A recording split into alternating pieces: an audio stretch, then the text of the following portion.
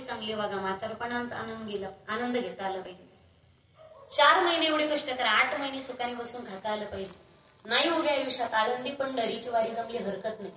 उभ्या आयुष्यात एवढी इमानदारीने जगा, वागा, बोला की पुन्हा एकदा याच ज्ञानोबा तुकोबाच्या आणि या छत्रपती शिवरायांच्या महाराष्ट्रात आम्हाला जन्म भेटला पाहिजे.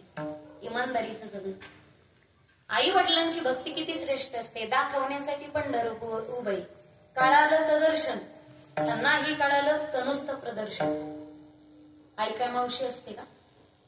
आई काय आत्या असते का? आई काय चुलती असते का?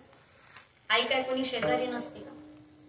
आई ही आई असते कडे माझ्या दादांनो. बालपणात माणसाची माय मरून, तारुण्यात कपाळाचं कुंकू पुसल्या जाऊन आणि म्हातारपणामध्ये डोळे देखत पोटचा गोळा कधी मरून. हे दुःख सांगणे पलीकडचं असतं. डोळे मिटेपर्यंत प्रेम करते तिला आई म्हणतात, पण डोळे मिटेपर्यंत डोळ्यात न दाखवता जो प्रेम करतो ना त्याला बाप म्हणतात. बाप करी जोडी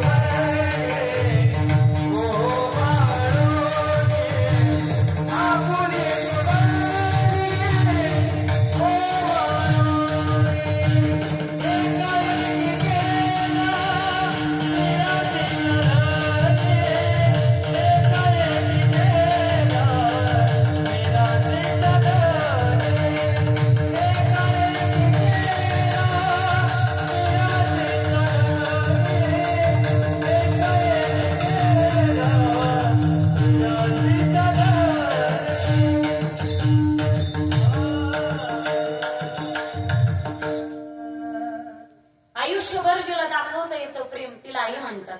पण बापाला प्रेम कधी दाखवतच येत नाही. बाप म्हणजे बऱ्याचदा डोळे वाटारलेला, शिव्या देणारा, जागोजागी टोमणी मारणारा, असं म्हणजे बाप आपल्याला फक्त डोक्यात फिट केलेला आहे. आपण आईविषयी सगळेच बोलतात माई बाप.